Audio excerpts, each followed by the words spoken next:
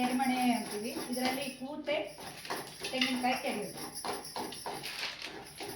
ಅದೇ ಸಂಸ್ಕೃತಕ್ಕಾದ್ರೂ ಶುಭ ಸಮಾರಂಭಕ್ಕಾದ್ರೂ ಈಗ ಬೇರೆ ದೊಡ್ಡ ದೊಡ್ಡ ಗ್ರೈಂಡರ್ ಇದೆ, ಇಲ್ಲಾಂದ್ರೆ ಮನೆಯಲ್ಲಿ ಇದೇ ರೀತಿ ಮಾಡೋದು. ಒಬ್ಬೊಬ್ರು ಕೆರೆಯೋದು ಒಂದೊಂದು ರೀತಿಯಲ್ಲಿ ಶಬ್ದ ಬರುತ್ತೆ. ತೆಂಗಿನಕಾಯಿ ಕೆರೆಯೋದೇ ಒಂಥರ ಶಬ್ದ.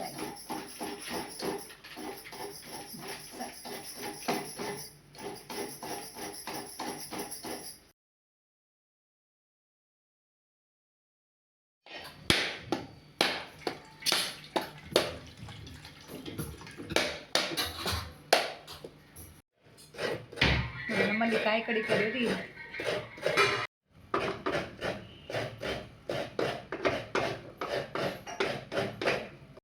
ನೋಡಿ ಇಲ್ಲೀಗ ಹುಳಿಗಾಗಿ ಬದನೆಕಾಯಿ, ಟೊಮೆಟೊ, ಆಲೂಗಡ್ಡೆ, ಬೀನ್ಸು, ಚೌಳಿಕಾಯಿ ಹಾಕಿದ ಹೋಳು ಹೆಚ್ಚಾಗಿದೆ. ಹಾಗೆ ಪಲ್ಯಕ್ಕಾಗಿ ನಾವು ಅಲಸಂಡೆ ಅಂತೀವಿ, ಅಲಸಂಡೆ ಪಲ್ಯ ಮತ್ತು ಬಾಳೆಕಾಯಿ ಪಲ್ಯ. ಹಸಿಗಾಗಿ ಇದು ಮಡಹಾಗಲಕಾಯಿ ಅಂತೀವಿ. ಇದು ಈ ಹಾಗಲಕಾಯಿ ಅಥವಾ ಹಾಗಲಕಾಯಿ ಶ್ರಾದ್ದ ತಿಥಿ ಇದ್ದವಾಗ ಶ್ರೇಷ್ಠ. ಇದರ ಹಸಿ, ಹುರಿದ ಹಸಿ ಮತ್ತು ಸೌತೆಕಾಯಿ ಹಸಿ. ಹಾಗೆ ಅಂಬೊಡೆಗಾಗಿ ಕಡಲೆಬೇಳೆ ಮತ್ತು ಹಸಿಮೆಣಸು, ಶುಂಠಿಯನ್ನು ಕಡಲೆಬೇಳೆ ನೆನೆಸಿ ಹಸಿಮೆಣಸು ಶುಂಠಿ ಹೆಚ್ಚಿಟ್ಕೊಂಡಿದ್ದು. ಕಾಯಿ ತುರಿ ಅಡುಗೆಗಾಗಿ ತಯಾರಿದೆ. 2 ಪಲ್ಯ, 2 ಹಸಿ, ಹುಳಿಗಾಗಿ ತಯಾರಿ.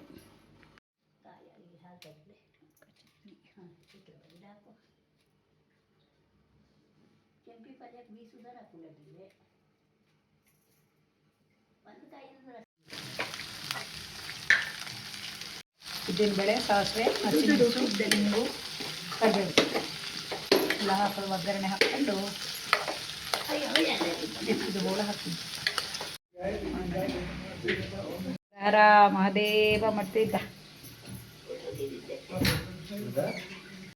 ಮಡಗಲಕಾಯಿ ಅಂತ ಹಾಕಿದ್ದು ಉದ್ದಿನಬೇಳೆ, ಸಾಸಿವೆ, ಹಸಿಮೆಣಸಿಗೆ ಕಾಳು ಹಾಕು, ಹಸಿಮೆಣಸು, ತುಪ್ಪ ಹಾಕೋದು.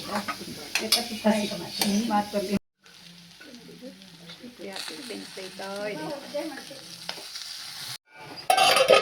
ತುಪ್ಪಿಬೇಳೆ, ಎಷ್ಟು ಚೆಂದಕ್ಕೆ ಬೆಳೆದಿಲ್ಲ. ಆಲೂಗಡ್ಡೆ, ಚೌಳಿಕಾಯಿ ಬೇಯಿತು. ತೊಗರಿಬೇಳೆ ಎಲ್ಲ ಬೇರೆ ಬೇಯಿಸ್ಕೊಂಡು ಇದ್ರ ಜೊತೆಗೆ ಹಾಕಿ ಸಾಂಬಾರ ಹುರಿದು ಇದಕ್ಕೆ ಸೇರಿಸಿದ್ರೆ ಹವ್ಯಕರ ವಿಶೇಷದ ಹುಳಿ ತಯಾರಿ. ಬೇಳೆ ಎಲ್ಲ ಹಾಕಿ ಉಷಕ್ಕ ಸಾಂಬಾರ ಹುರಿದು ನೋಡಿ. ಮೊದಲಿಗೆ ಎಣ್ಣೆ ಹಾಕ್ಕೊಂಡು ಮೆಂತೆ ಮತ್ತೆಂತ ಹಾಕ್ತೆ ನೋಡಿ, ಕೊತ್ತಂಬರಿ, ಜೀರಿಗೆ, ಕೊತ್ತಂಬರಿ, ಜೀರಿಗೆ. ನಿನ್ನ ಹತ್ರ ಕಲ್ತ್ಕೊಂಡಿದ್ದೀನಿ ನಾನು. ಅದೇ ಒಬ್ಬರ ಕೈ ರುಚಿನೇ ಬೇರೆ.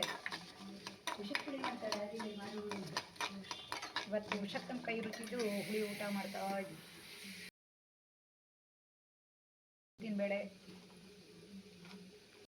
ಸಾಸಿವೆ,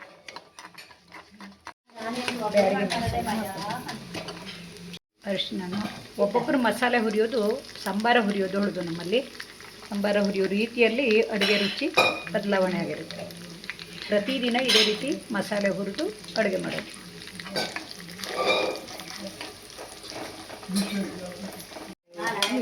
ಒಂದೆಡೆ ಹಸಿ, ಒಂದೆಡೆ ಪಲ್ಯ, ಒಂದೆಡೆ ಮಸಾಲೆ ಸಾಂಬಾರ ಹುರಿತಾ ಇದ್ವಿ.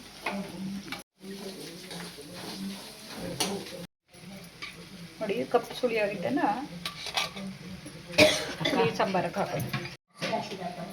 ನಮ್ಮಲ್ಲಿ ಹುಣಸೆ ಹಣ್ಣು ರಸ ತೆಗೆಯೋ ಪದ್ಧತಿ ಇಲ್ಲ, ಹುಣಸೆ ಹಣ್ಣು ಹಾಕಿ ರುಬ್ಬೋದು. ಇದು ಸಾಂಬಾರು ಹಾಕೋದು ಪಲ್ಯಕ್ಕೆ ಯಮನಕ್ಕನ ಮಸಾಲೆ. ಇದು ನಮ್ಮಲ್ಲಿ ಹಸಿ ಮಸಾಲೆ ಹಾಕೋದು. ಹಸಿ ಕೊತ್ತಂಬರಿ, ಜೀರಿಗೆ, ಸಾಸಿವೆನೂ ಹಾಕ್ತೆ. ಹಾಂ, ಸಾಸಿವೆನೂ ಹಾಕ್ತೆ. ಸಾಸಿವೆ ಸಾಸಿವೆನೂ ಹಾಕು. ಹಿಂಗೆ ಕಡೆ ಹಾಕಿರತ್ತೆ. ಈ ಕಪ್ಪು ಸುಳಿಯನ್ನು ಈ ಮಸಾಲೆ ಹಾಕಿದ ಪಲ್ಯಕ್ಕೆ ಹಾಕ್ತಾಯಿರೋದು. ಚೆಂಡು ಹಾಕಿ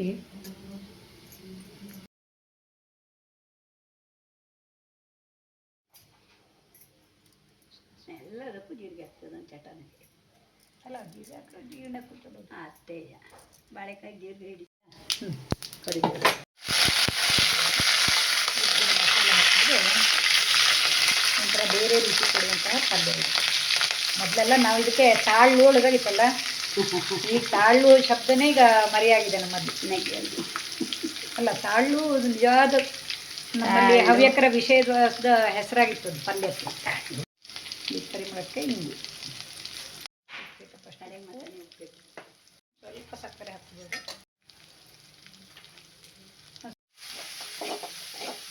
ಈ ರೀತಿ ಮಸಾಲೆ ಮಾಡಿಕೊಂಡ್ರೆ ಅದೇ ಪಲ್ಯಕ್ಕೆ ರುಚಿ ಜಾಸ್ತಿ.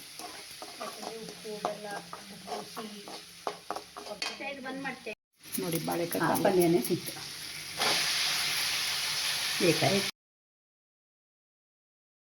ಕೃಷಿ ಬಳಸೋದ್ರೆ ಸ್ವಲ್ಪ ನೀರು ಹಾಕಿದ್ರೆ ಬಾಳೆಕಾಯಿ ಪಲ್ಯ ಬೇಯೋಕ್ಕೆ ಸಿದ್ಧ. ರೋಟಿ ರವೆ ತುಪ್ಪ ಹಾಕಿ ಹುರ್ಕೊಂಡು ನಮ್ಮಲ್ಲಿ ಲಾಡು ಮಾಡೋದು ಹಿಂಗೆ.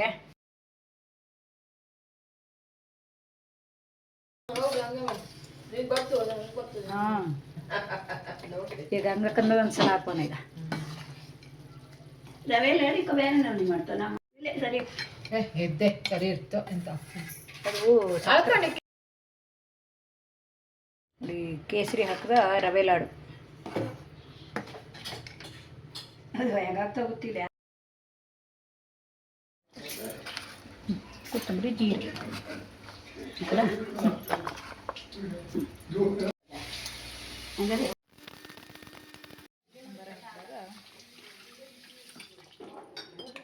ನೋಡಿ ಲಾಡನ್ನು ಮಾಡ್ತಾ ಇದ್ದದ್ದು. ಈ ಗಂಗಕ್ಕ ನಮ್ಮೂರಿದು, ಅಂದರೆ ಹೊನ್ನಾವರದ ನನ್ನ ಅಕ್ಕನ ಮನೆ ಹತ್ತಿರ ಊರಿದ್ದು. ಇಲ್ಲಿ ಬೆಂಗಳೂರಿನಲ್ಲಿ ಸಿಕ್ತು ನಮಗೆ. ನನ್ನ ಹೌದಾ? ಓ, ಮತ್ತು ಇದು ನನ್ನ ಯೂಟ್ಯೂಬ್ ವೀಕ್ಷಕ್ಕೆ ನಂಗೆ ಸಿಕ್ಕಿದಾಗೆಲ್ಲ ಜಾನ್ಸಕ್ಕ ನಿನ್ನ ವೀಡಿಯೋ ಎಲ್ಲ ನೋಡ್ತಾ ಇರ್ತಿತ್ತು. ಹಂಗೆ ರಾಶಿ ಖುಷಿ ಆಯ್ತು. ನನ್ನ ವೀಡಿಯೋದಲ್ಲಿ ಯಾವ ರೀತಿದು ಖುಷಿ ಆಗ್ತದೆ ನಿಮಗೆ ಗಂಗಕ್ಕ? ಅದೇಯಾ ದಿವಸ ನೋಡ್ಕೊಂಡು ಅದೇ ಸಿಕ್ಕಿದಾಗೆಲ್ಲ ಹೇಳ್ತಾ ಇರ್ತಿತ್ತೆ. ಇವತ್ತು ಪ್ರತ್ಯಕ್ಷ ನಮಗೆ ಬೆಂಗಳೂರಿನಲ್ಲಿ ಭೇಟಿಯಾಗಿ ರಾಮಭಟ್ಟಣ್ಣಲ್ಲಿ ನನಗೆಲ್ಲ ಒಟ್ಟಿಗೆ ಸಿಕ್ಕೋದು ರಾಶಿ ಖುಷಿ ಆಯ್ತು. ನೋಡು, ರಾಮಭಟ್ಟಣ್ಣು ಲಾಡು ಕೊಡ್ತಾ ಇದ್ದ, ರವೆ ಲಾಡ. ಊರಿಂದ ಬಂದ ಗಂಗಕ್ಕ ಬೆಂಗಳೂರಿನ ನಮ್ಮ ಮನೆಗೂ ಬಂದಾಗ ಖುಷಿಯಾಗಿದ್ದಷ್ಟೇ ಅಲ್ಲದೆ ನನ್ನ ಯೂಟ್ಯೂಬ್ ಬಗ್ಗೆ ಒಳ್ಳೆಯ ಅಭಿಪ್ರಾಯವನ್ನು ಹೇಳುವುದನ್ನು ಕೇಳಿದಾಗ ತುಂಬ ಖುಷಿಯಾಯಿತು. ಹಾಗಾಗಿ ಈ ವಿಡಿಯೋನ ನಿಮ್ಮೊಡನೆ ಹಂಚಿಕೊಳ್ತಾ ಇದ್ದೀನಿ. ನೋಡಿ, ಇದು ಕಟ್ನೆಗೆ ಅದೆಲ್ಲ ಕೊತ್ತಂಬರಿ,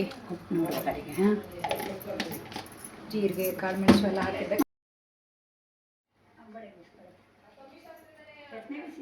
ಇದಕ್ಕೆ ಸಿಹಿ ಆಗುವಷ್ಟು ಬೆಲ್ಲ ಹಾಕೋದು.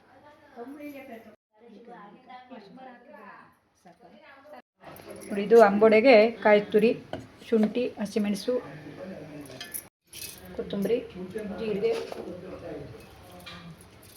ಇದು ಸಾಸಿವೆ, ಒಂಚೂರು ಕರಿಬೇವು ಹಾಕಿದ್ರೆ ರುಚಿ. ಉಪ್ಪು, ಕರಿಬೇವು ಸಾಕನ, ಕೊತ್ತಂಬರಿ ಸೊಪ್ಪು ಎಲ್ಲ ಹಾಕಿದ್ದು. ಇದೆರಡು ಹಸಿ ಸೌತೆಕಾಯಿ ಹಸಿ, ಮಾಡಾಗಲಿಕ್ಕೆ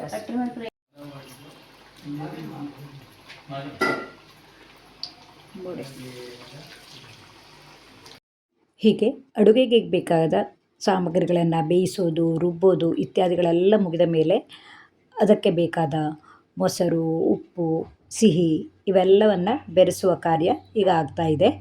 ಇದು ಮಡಾಗಲಕಾಯಿ ಹಸಿಗಾಗಿ ಹುರಿದಿಟ್ಟ ಸಾಮಗ್ರಿಯನ್ನು ರುಬ್ಬಿಟ್ಟುಕೊಂಡ ತೆಂಗಿನಕಾಯಿ ಮಿಶ್ರಣಕ್ಕೆ ಹಾಕಿ ಬೇಕಾದಷ್ಟು ಮೊಸರು, ಉಪ್ಪನ್ನು ಹಾಕ್ತಾ ಇರುವಂಥದ್ದು. ಹಾಗೆ ಇದು ಕಟ್ನೆಗೆ ಕೊನೆಯಲ್ಲಿ ನಾವು ಲಿಂಬೆ ರಸವನ್ನು ಹಿಂಡಬೇಕು. ಜೀರಿಗೆಯ ಒಗ್ಗರಣೆಯನ್ನು ಸಹ ಹಾಕಬೇಕಾಗುತ್ತದೆ. ಇಲ್ಲಿ ಯಾವ್ಯಾವ ಅಡುಗೆಯು ಸಿದ್ಧವಾಗಿದೆ ಅನ್ನೋದನ್ನು ತೋರಿಸ್ತೀನಿ. ಮಡಾಗಲಕಾಯಿ ಹಸಿ, ಸೌತೆಕಾಯಿ ಹಸಿ, ಹಾಗೆ ಮಾವಿನಕಾಯಿ ಚಟ್ನಿ, ಇದು ಶುಂಠಿಯ ತೊಂಬಳಿ, ಹಾಗೆ ಬಾಳೆಕಾಯಿಯ ಮಸಾಲೆ ಪಲ್ಯ, ಅಲಸಂಡೆಯ ಒಗ್ಗರಣೆ ಹಾಕಿದ ಪಲ್ಯ ಅಂದರೆ ತಾಳು, ಇದು ಕುಡಿಯೋಕ್ಕೆ ಕಟ್ನೆ ಮತ್ತು ಮಿಶ್ರ ತರಕಾರಿಗಳ ಹುಳಿ, ಹಾಗೆ ತೆಂಗಿನ ಹಾಲು ಮತ್ತು ಕೇಸರಿಯನ್ನು ಬೆರೆಸಿದಂತಹ ಮಲ್ಲಿಕಾ ಮಾವಿನ ಹಣ್ಣಿನ ರಸಾಯನ, ಗರಿಗರಿಯಾದ ಚಟ್ಟಂಬಡೆ, ಇದು ಕೇಸರಿಯನ್ನು ಹಾಕಿದ ರವಾ ಲಾಡು. ಇವೆಲ್ಲವೂ ಊಟಕ್ಕೆ ಸಿದ್ಧವಾಗಿವೆ. ನಮ್ಮ ಹವ್ಯಕ ಪದ್ಧತಿಯಂತೆ ಎಲ್ಲ ಅಡುಗೆಗಳನ್ನು ಬಡಿಸಿ ನಾವು ಖುಷಿಯಿಂದ ಪ್ರಸಾದವೆಂದು ಸ್ವೀಕರಿಸಿ ಬಾಳೆ ಎಲೆಯಲ್ಲಿ ಸ್ವಲ್ಪವೂ ಬಿಡದಂತೆ ಊಟ ಮಾಡುವುದು ನಮ್ಮ ಸಂಪ್ರದಾಯವಾಗಿದೆ. ನೋಡಿ, ನಮ್ಮೆಲ್ಲರ ಬಾಳೆಯು ಅನ್ನಪೂರ್ಣೇಶ್ವರಿಯ ಪ್ರಸಾದವನ್ನು ಸ್ವೀಕರಿಸಿದ ತೃಪ್ತಿಯನ್ನು ಹೊಂದಿವೆ. ಹೀಗೆ ನಮ್ಮ ಹವ್ಯಕರಲ್ಲಿ ಹಿರಿಯರ ತಿಥಿಯಂದು ಅಂದರೆ ಗಂಧಾಕ್ಷತೆ ಕೊಡೋ ದಿವಸ ಯಾವೆಲ್ಲ ಅಡುಗೆಗಳನ್ನು ಮಾಡ್ತೀವಿ ಅನ್ನೋದನ್ನು ಹಂಚಿಕೊಂಡಿದ್ದೀನಿ.